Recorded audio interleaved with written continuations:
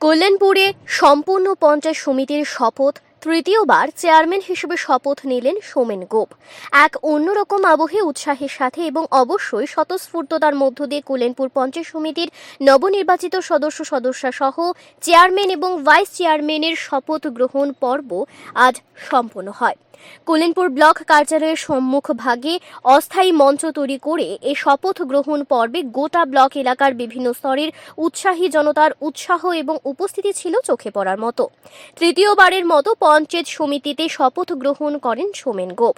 প্রথমবার পঞ্চায়েত সমিতির vice chairman হিসেবে, দ্বিতীয়বারের মতো কল্যাণপুর পঞ্চায়েত সমিতির চেয়ারম্যান হিসেবে শপথ গ্রহণ করেছেন সোমেন গোপ এবং ভাইস চেয়ারম্যান হিসেবে শপথ গ্রহণ করেছেন স্বপ্না দাস সরকার।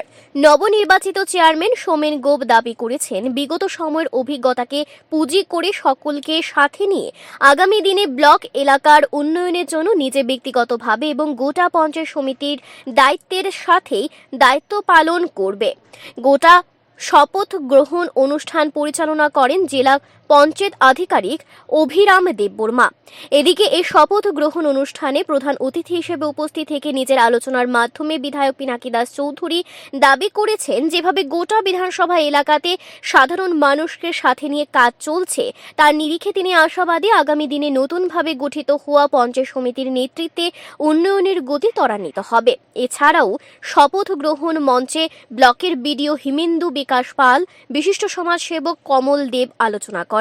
শপথ গ্রহণ মঞ্চে পঞ্চায়েত সমিতির নবনির্বাচিত সদস্যরা ছাড়াও বিশিষ্ট অতিথি এবং প্রশাসনিক ব্যক্তিত্বরা উপস্থিত ছিলেন। শপথ গ্রহণ মঞ্চে ব্লক এলাকার 14টা গ্রাম পঞ্চায়েতের নবনির্বাচিত প্রধান, উপপ্রধান এবং জেলা পরিষদের 3 জন সদস্যকে সংবর্ধনা প্রদান করা হয়। শপথ গ্রহণ অনুষ্ঠানে শিল্পী জয়দীপ সিনহা, মিঠন বিশ্বাস, তাপস দেব রায় সঙ্গীত পরিবেশন করেন। এছাড়া স্থানীয় ঘুঙুর নৃত্যাঙ্গনের শিল্পীরা মনোমুগ্ধকর নৃত্য পরিবেশন করেন।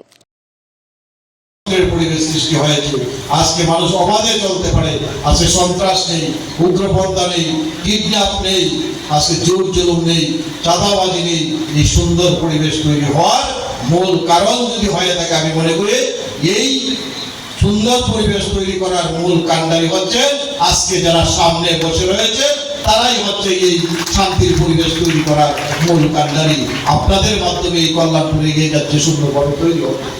যাই হোক, আমি সর্বশেষ একটাই কথা বলবো, আজকে শপথ নেবেন যিনি চেয়ারম্যান হবেন, ভাইস চেয়ারম্যান হবেন, পঞ্চায়েত সমিতির বাকি সদস্যরা থাকবে, পরবর্তী সময় বিভিন্ন বোর্ড রয়েছে, বোর্ডের চেয়ারম্যান হবে। সর্বোপরি সবাই মিলে আমরা কাজ করব। এই পঞ্চায়েত সমিতির টিম, 14টা পঞ্চায়েতের প্রধান, উপপ্রধান, একটা টিম, সঙ্গে যারা রয়েছেন আমাদের বিশিষ্ট ব্যক্তিরা, বিভিন্ন অঞ্চলের দায়িত্ব রয়েছে, আমাদের শক্তি কেন্দ্রের দায়িত্ব রয়েছে, তারা সহ একটা টিম, একটা পরিবার, এই পরিবার এক যুগে কাজ করে কল্যাণপুরকে এগিয়ে নিয়ে যাব এবং আমি সবসময় আপনাদের পাশে থেকে সেই কাজটুকু করবো, এই আশা আপনাদের কাছে রাখছি। এবং আমি আশ্বস্ত করছি, বিগত দিনের অভিজ্ঞতা থেকে আপনারা নিশ্চিন্তে থাকতে পারেন, আমি রাত দিন 24 ঘন্টা আছি।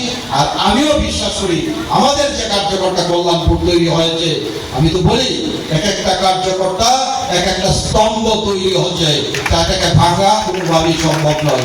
কারণ উন্নয়নের দিকে মানুষের সঙ্গে থেকে কাজ করে। তাই সবাইকে আবারও ধন্যবাদ জানিয়ে